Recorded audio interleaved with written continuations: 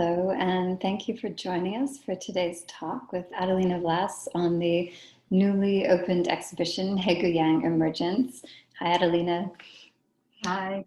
Hello, everyone. Whenever we gather, we begin by considering where we are and the responsibilities we have as either guests or hosts on this territory, and our responsibilities as treaty people. The AGO operates on land that is the territory of the Anishinaabe Nation and was also the territory of the Wendat and the Haudenosaunee. The Dish with One Spoon Wampum Belt Covenant is an agreement between the Haudenosaunee Confederacy and the Anishinaabe Three Fires Confederacy to peaceably share and care for the resources around the Great Lakes. Toronto is also governed by a treaty between the federal government of Canada and the Mississaugas of the Credit Nation. So, Adelina, I'm so happy that you are joining us today to talk about this brand new exhibition. For folks watching us at home, I'm going to introduce Adelina very briefly, and then she's going to start. And when she's finished talking, we'll have some time for questions. You can ask the questions by using the Q&A feature at the bottom of your screen. So Adelina Vlas is Associate Curator of Contemporary Art at the AGO. She is the Curator of Haegue Emergence. And before joining the AGO in 2014, she held curatorial positions at the Philadelphia Museum of Art and the National Gallery of Canada. At the AGO, she's curated a number of things, but perhaps most recently, other than Haegue, was Hito Charles, This is the Future, Valérie Blas, Les Parlements des Invisibles, and Yayoi Kusama's Infinity Mirrors. Adelina, the show just opened October 1st. It takes up the entire 5th floor of the building. It is stunning, and I just want to encourage anyone who is perhaps joining us from Toronto, if they haven't seen it, to come to the gallery and see it. The AGO is open right now Thursdays through Sundays from 10:30 to 5 in a very socially distanced and safe way. I had a chance to see the exhibition. I wanted to congratulate you and the whole team of people at the gallery who put it together, because it's great. And I'm looking forward to your talk. So welcome. Thank you so much, Kathleen. And thank you everyone for joining us. It's a beautiful sunny afternoon here in Toronto. It's a real pleasure to be able to come to you, even in a virtual format, and to share some of the works and the ideas behind the exhibition Emergence Haegue. And this is the first time that Haegue has an exhibition, a survey exhibition of her work in North America. An exhibition of this scope has not been attempted. There are over 80 works installed as part of the exhibition spanning the last 25 years. And the project of this ambition, of course, is not possible without the support of many, many people, and of course not without the talented team here at the AGO, which I would like to acknowledge. So I will start by saying that this talk is supported by the Consulate General of the Republic of Korea in Toronto, also known as the Korean Consulate, and that the exhibition was made possible thanks to the generosity of a community of supporters. We want to thank our presenting partner, Max Mara. Thanks to our lead supporter, Eleanor and Francis Shen. And generous support was provided by Lanti Ebers and the Korea Foundation. Generous assistance came from Cecily and Robert Bradshaw, the Schuley Foundation, Lisa Mauer and Andrew Scheiner.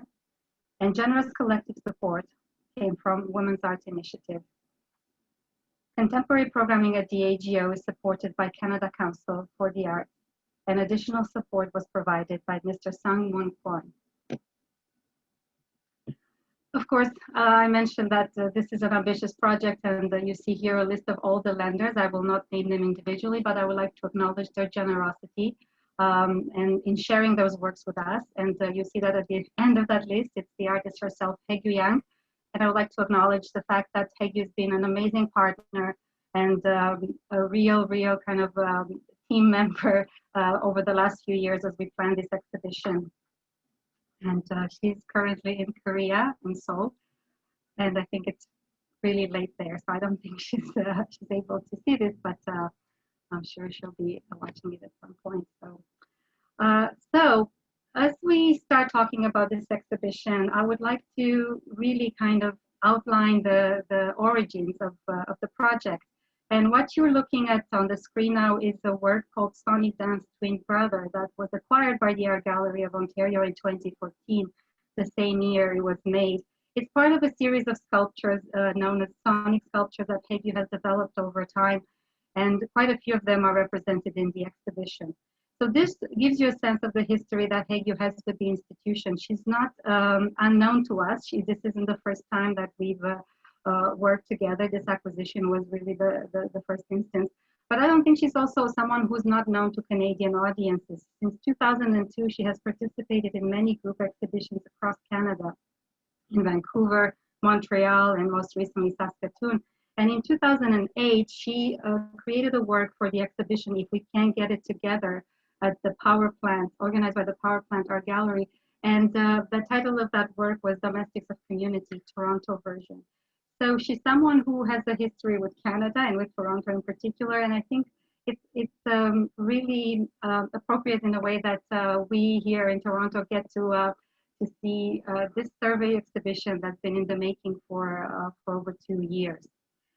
So for those of you who have maybe had a chance to see the exhibition, this is really the entry point, the first room that visitors get to see when they when they enter the 5th floor. And it's a platform that houses a collection of sculptures, a series of sculptures, a selection of works made between 2011 and 2020. And the intention of this presentation was really to provide an introduction to the visual language of the artist and to display some of the materials as well as some of the families of works that she's developed over time, and particularly over the decades we are concerned with in this exhibition. It also playfully suggests the concept of the exhibition, which is that of emergence. And emergence is a concept that a concept that really comes from social, natural, and economic, social, natural sciences, and also economics, where an entity, a complex entity, acquires characteristics and behaviors that individuals that make that entity do not have on their own. So we try to apply that concept of emergence to a survey exhibition and try to understand what happens when works from a different period of creation come together as a whole to create this portrait of an artist's oeuvre. So here you have kind of details of that platform, and we have light sculptures and some of the intermediates that are present there. And I thought that this selection of sculptures not only introduces the concept of emergence, but also makes us think about exactly that, what it means for works to be sitting next to each other in this context and in the exhibition context. And as I was working on the exhibition, I started thinking about the emergent quality of present in Haegue's work over the last 3 decades. And it so happens that this emergent quality of the work is very much present in the exhibition too. So I would like to today to kind of walk you through not only the exhibition, but also a series of other works that are not represented here that inform her way of working and this emergent impulse, what I like to call the emergent impulse. So one of the first moments following that introduction is this room that we title Cabinet of Formative Works. And it's really the earliest representations of Haegue's work. They date back to the 1990s. This is the time when Haegue, after graduating with her bachelor degrees from the Seoul National University, moves to Frankfurt, Germany to attend the renowned Städteschule. And it's during this period that she really starts absorbing some of the conceptual traditions of Western Europe and looks at the practices that have developed there since the Second World War. So she studies with Georg Harold. Harold was a very well-known figure in Germany and a particularly idiosyncratic artist, and she learns from him exactly this sense of idiosyncrasy and how to create work that lives in multiple worlds in terms of the materiality. And we see her here experimenting with various materials. This display case it's also indicative of this emergent impulse that I mentioned, because we see here from a very early stage, Haegue chooses to gather things together, objects together, her works, and display them as an entity. And the anthology of Haegue archives, this display case, is something, it's an object that no longer existed prior to this exhibition. It was a display case that was part of the school's, I guess, school's art school furniture inventory. And we here, as part of the exhibition at the AGO, recreated it based on photographic documentation. So it's the first time that this body of this gathering of works is shown as it was originally shown in 1998. And what you see in the display case are various sculptures and objects, as well as lacquer paintings. And we see how Haegue is historicizing her own practice at a very early point in her career, but also makes a statement that is very much aligned with the institutional critique, right? When you're using a museum type display to show work, it's also about the criticality involved in becoming part of that conversation. But what is interesting, of course, is that at this very early point in her career, as she's introduced to a new way of art making, she very clearly and confidently makes a statement about her herself, her own self, her own sense of self-historicization, and also her own ambition to follow in the steps of artists who can have almost like this type of archive on view in a museum.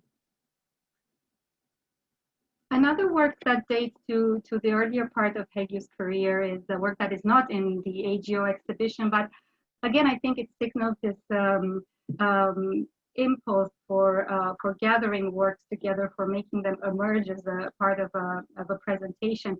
And the story of Storage Piece is quite unique, because it's really circumstances that pushed Haegue to come up with this idea of the storage piece. And what you see here is really artwork that she made over a period of time. And she was faced with a situation where she had to leave her studio, leave her, and had no way of managing this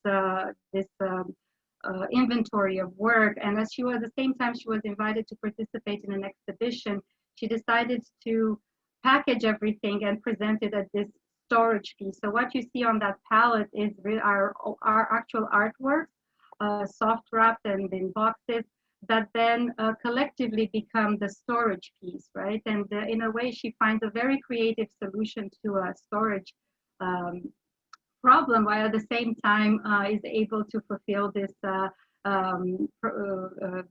desire to be in an exhibition and present new work in an exhibition. And what is interesting about storage piece, and it has been presented multiple times since, as you can see, it's been acquired by the Hubro collection in Berlin, and is that those individual works still exist as individual works, and they can be taken out of the storage piece and displayed as individuals, but they can also be presented packaged, wrapped up the way they are. And some exhibitions have even contextualized the piece by unwrapping the works and having this process of made public for the duration of the exhibition. So I think this is another good example of how those kind of emergent impulses are present in Haegue's work. But it's interesting to see that the first example, the anthology, was such an intentional gesture, while with storage piece, we see something that is more maybe accidental. It's something that is motivated by circumstances outside Haegue's control, but nevertheless, the creative solution that is generated presents this emergence, has this emergent quality to it.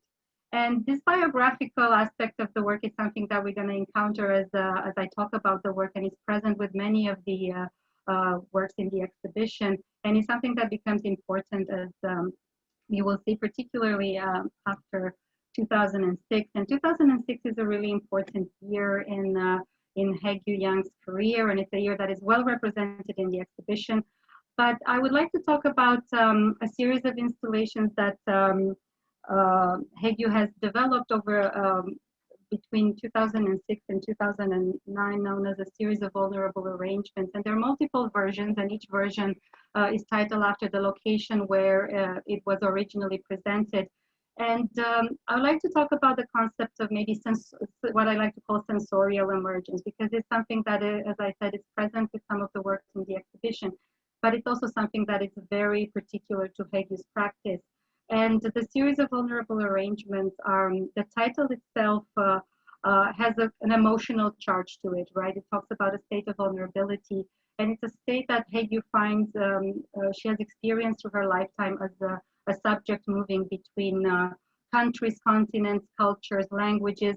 And she describes the state of constantly trying to belong to a new place as being in a state of vulnerability. And it's something that we all can, in a way, identify with, especially here in Toronto, where so many people come from other places or have been born in other places and have this dual sense of dual citizenship or multiple citizenship, but also dual or multiple sense of belonging to different countries and cultures.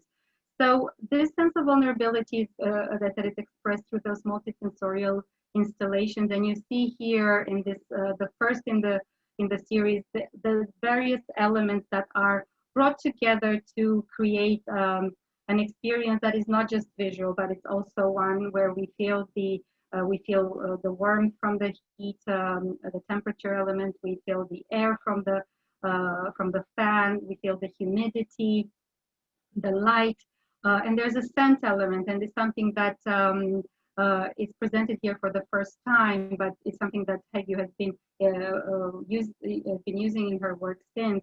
And those elements are all there to create a really kind of full experience of an emotional stage, right? And what we also see here for the first time is Haegue's use of Venetian blinds. And like with storage keys, we see her using this material out of necessity. Here it's an instance where she was trying to create within this environment, a multisensorial environment, a projection room for one of her video essays. And the way to do that happened to be by using Venetian blinds. And of course, since the Venetian blinds have become a signature element in a lot of her works, and they're very present in the exhibition in various bodies of work across time. So we see here a language emerging, but also an emergence of sensorial experience that is very much characteristic of Haegue's work. And these are other installation views of the same work, which it's not in the exhibition. Another critical moment and crucial moment in Haegue's career is the exhibition Sadong 30. It's a self-organized exhibition that she presented in this location, the address of which was Sadong 30. And you see that the credit for the image states the exact location in Incheon. It's kind of outside central Seoul, and where the international airport is also located. And this house had personal significance. The actual physical space had personal significance for Haegue because it's the house where her grandparents lived, right? But when she went to create this experience of Sadong 30, you see kind of how zooming into the physical space, we see the state of the building being a little bit out of sync with what's happening in the neighborhood. We see those newer buildings, where development, gentrification possibly happening, but this house is kind of still there. And inside, you see the very decrepit state it is in, and it provides this backdrop for various elements, including sensorial elements, very much like version Utrecht, where there's lights, and we see sculptural elements, quite a few of them. And we see this clock also with the scrambled numbers on it, and hang at a very low height. And this exhibition really set the tone for a lot of the installations that followed, because by being in this space that has such a strong personal meaning for her, this emotional state that she's trying to capture with the installation becomes really important in her own understanding of how to represent it. And here in the AGO exhibition, we have what has become the echo of this original installation in Sadong. It's called After Image. So later in 2006, Haegue returns to Europe and participates in a group exhibition in Amsterdam, and she's trying to recreate the experience of Sadong. And the echo of that experience is recreated also here at the AGO, and you see kind of how some of the elements of that original presentation have materialized themselves in different ways. There's a fan, there is a scent, and the scent is the scent is campfire. There's a Venetian blind. The bulb, the heat bulbs, that there's this, as you enter it, you feel the air coming from the fan, you feel the heat coming from those red bulbs. There are strobe lights there, and this kind of uneven, with the materials that create the uneven ground are also kind of an echoing of the architecture in the house in Sadong. And there are elements in this installation that reference the original installation, and we have the clock on the wall, this Persian in Sadong, as well as the fridge. And the fridge has bottled water. And if it wasn't for the COVID situation, visitors would have been invited to help themselves with water if they felt thirsty. So there's this other kind of sensorial quality to the experience. And in the original installation, the water was there because this being a being like a private space, not an art space, there was nobody there to welcome visitors. So for those who ventured to Sadong 30, the water was there as a gesture of welcoming and comforting one, especially in the hot summer days. So again, we see an emergence of elements that reference this experience of Sadong 30, but also create a sensorial experience for the visitors with this very kind of charged emotionally charged framework. And a few more details.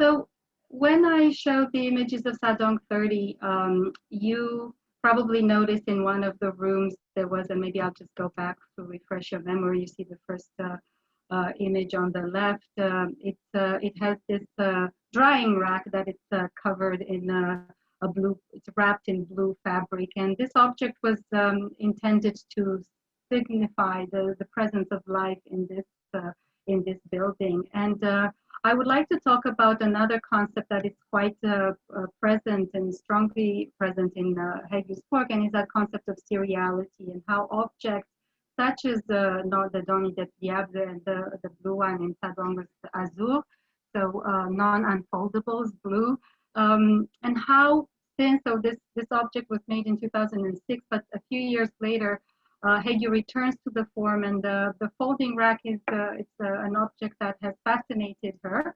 And in the after image installation, you see kind of on the wall a series of 15 prints. It's a work called Gymnastics of the Foldable, where again we see a naked a drying rack photographed in various positions as if it's doing kind of its morning stretches. And it's this kind of interest in domestic objects with anthropomorphic quality that emerges at this point, and we see it expressed further with the non-unfoldable series. And we see kind of how Haegue thinks of seriality, how those objects exist in families, and how we start with one and then a whole series follows. This is a finite series. It's ended in 2010.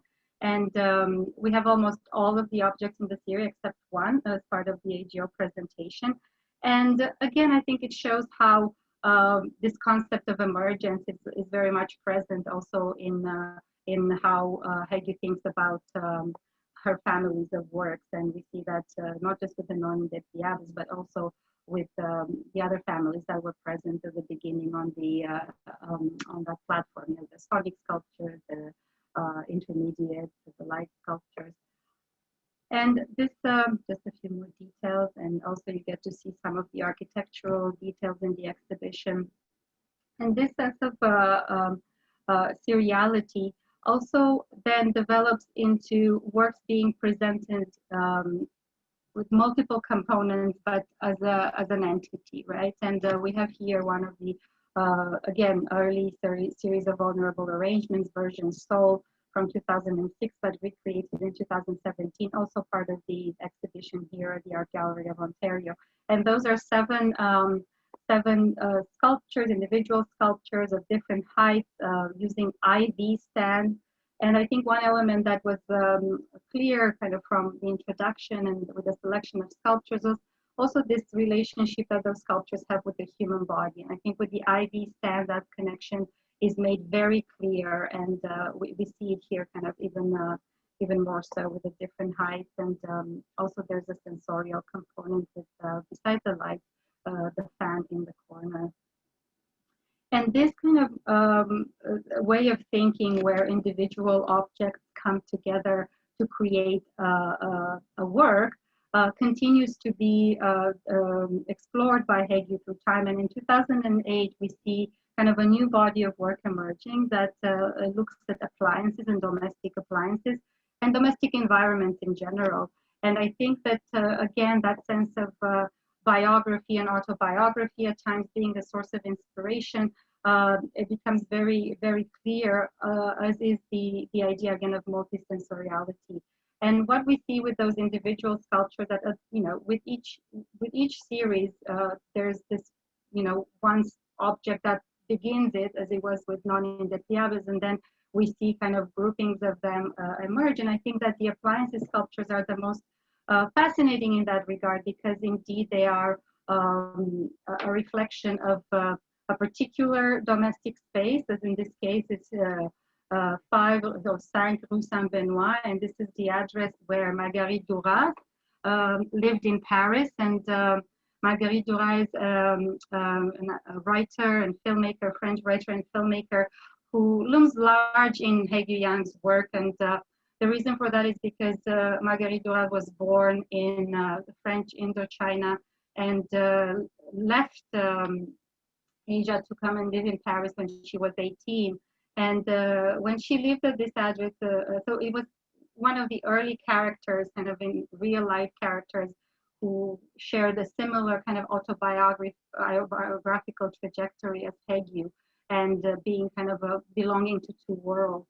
And this address in particular is where Marguerite Duras lived during the war and the Second World War, and she was part of the French resistance. And this is a space where, this is an apartment where she planned and organized her resistance activities, but also where she nursed her husband when he returned back from a death camp, while at the same time living with her lover under the same roof. So Haegue Yang is very much interested in those complexities of the domestic space and how they are reflected through those objects and through the kind of emotional temperature that they bring in their groupings, right? And we see the different components: the boiler, the shower, the gas stove, radiator, and so on.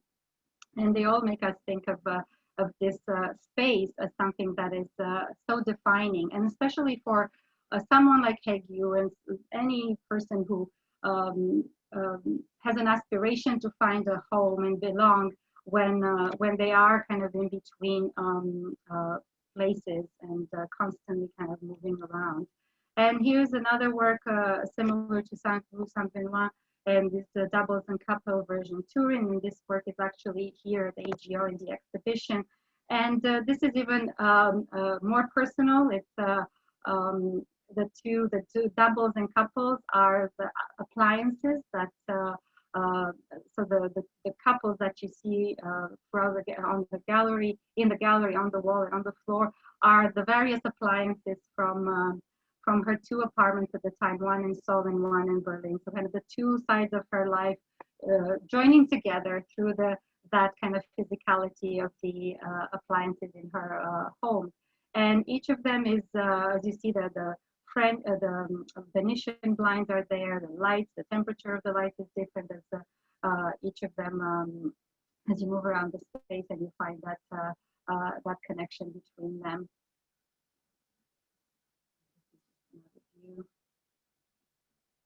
And another object that is kind of related to those the two previous works is Salim, and this is really probably the most complex multisensorial installation in the exhibition, because it contains so many, as you can see in the description, it contains so many elements, and it's performative in its own right, and it's based on the size, and the frame is based on the size and the architectural dimensions of Haegue Yang's kitchen in her studio in Berlin at the time.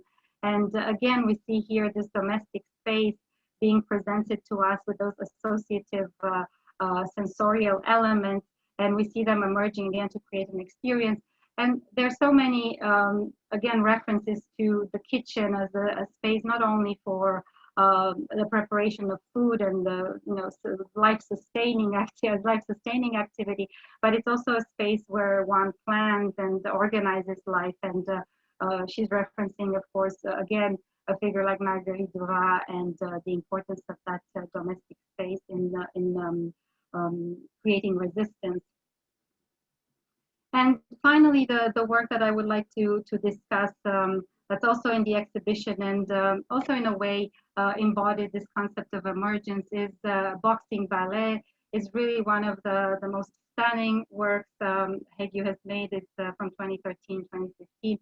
And what we see here are those 6 figures that are inspired by Oskar Schlemmer's triadic ballet from 1922, kind of a Gesamtkunstwerk in its own right, choreography, costume design, stage design, music, everything kind of coming together to create a sense of experience. And here we see Haegue translating those amazing costumes into those sculptural forms and presenting them on this stage, boxed inside the gallery, kind of this translation between the stage and the performative space to the museum space. And those sculptures are activated, they are moved on a regular basis on Saturdays during exhibition hours, and they add this other element of the sonic quality of the plated bells as they are moved around on that spiral trajectory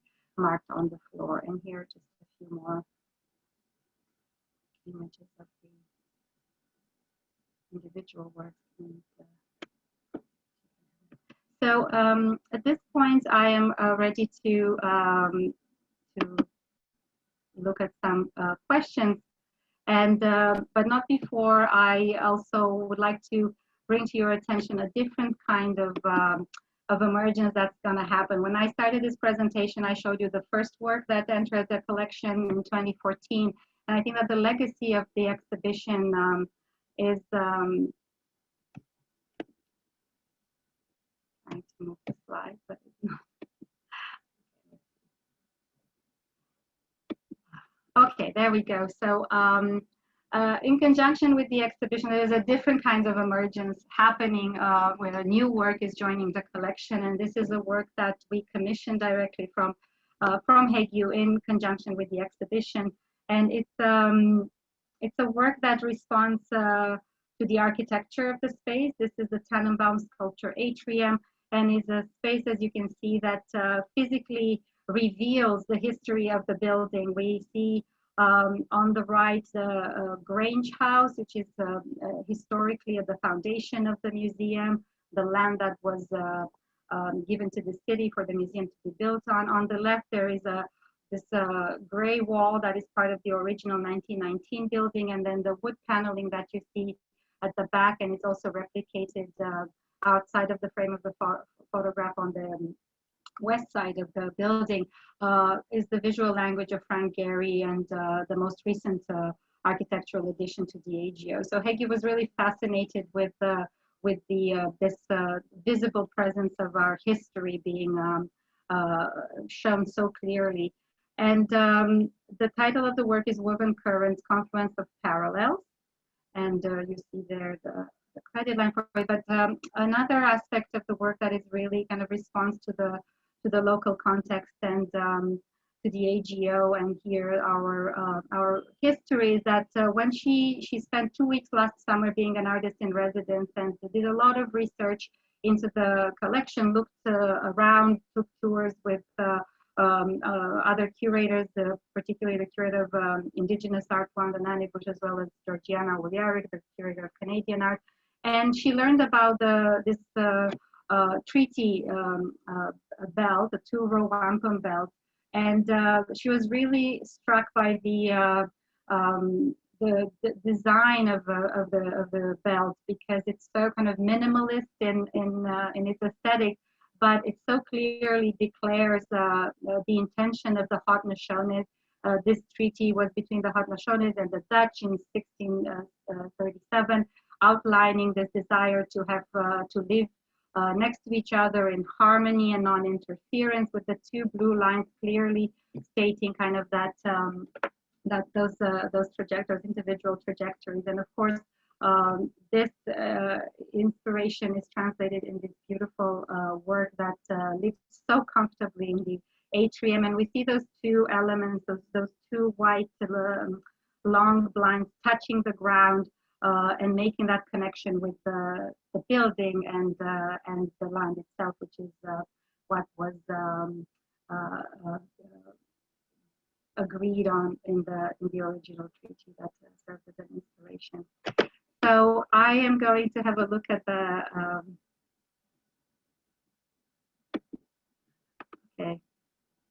okay, so somebody's asking if I can talk a bit more about the activations of soloid vehicles and Boxing Ballet. What specifically is being activated? Yes, so Boxing Ballet is being activated every Saturday between 2 and 4 p.m. when there is one facilitator who enters the space and gently moves the sculptures that are in the room and engages in a kind of dance with them, a very gentle dance with them. So you get to experience the sonic quality of the sculptures as they get moved around. Soloid vehicles, I did not include an image here, but the soloid vehicles are sculptures made replicating some of the soloid structures, modular structures, and they are made using metal frames and white Venetian blinds, and they have multiple handles and require multiple performers or multiple facilitators to move them around. So those are happening on a set schedule that is almost like every other Saturday, again between 2 and 4, and those precise dates are listed on our website. And the soloid vehicles, there are 2 of them in the exhibition in one of the large galleries, and they get activated one at a time.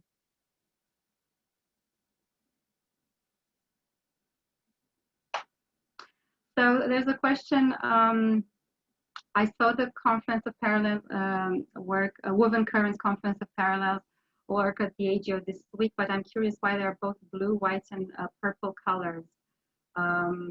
I think that, yes, the color scheme was inspired by the 2-row wampum treaty, and the wampum shells sometimes have this purple color and sometimes have a deeper blue, almost like cobalt blue. And I think that by choosing both color was a way of reflecting that kind of dual quality of the shell.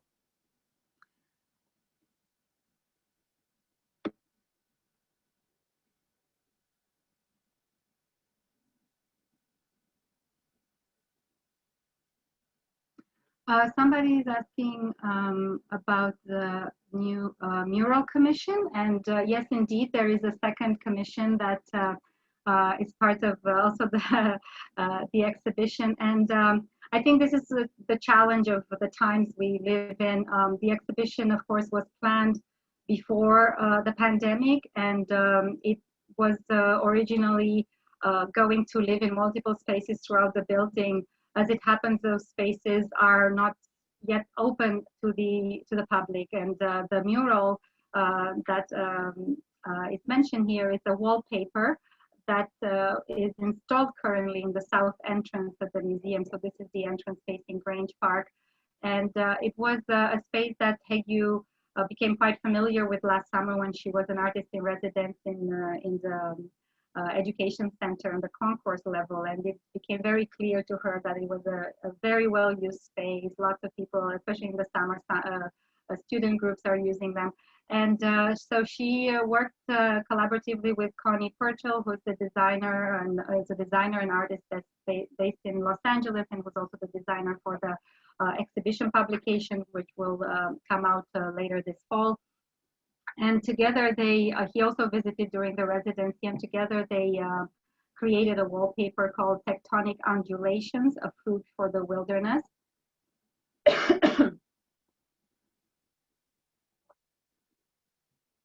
And the motifs, the visual motifs for the wallpaper, which is covering most of the south entrance walls, is really the history of our mineral extraction, or our engagement here in Canada with the mining industries, and kind of the consequences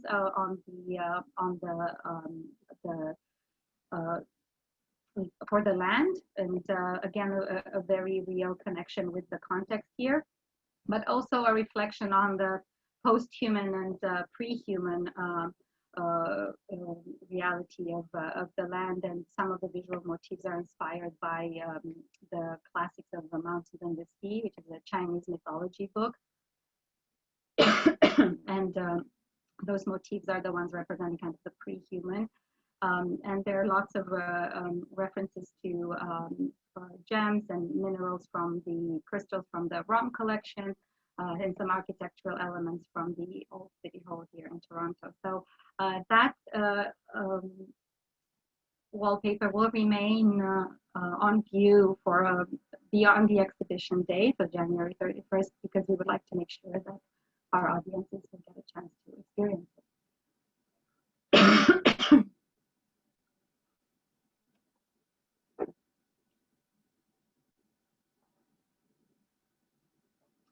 There are a few questions about Haegue's kind of presence around this exhibition. And of course, in an ideal world, or in a normal world, she would have been here for the opening, for the installation. Right now, we are planning a Zoom talk with her on December 2nd, and that's when you will have the opportunity to hear her talk about the exhibition.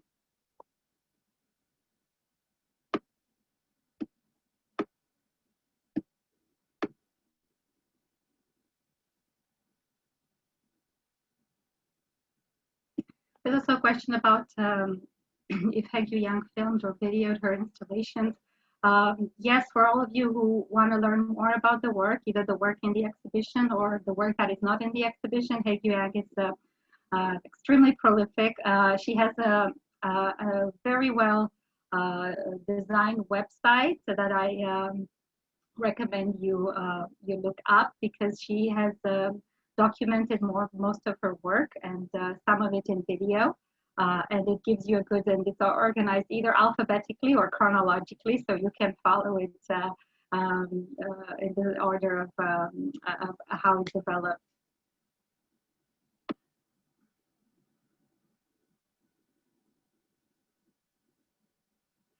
Yeah, so I think I answered most of your questions. I would like to thank you all for joining us and encourage you to come and visit the exhibition if you're in Toronto.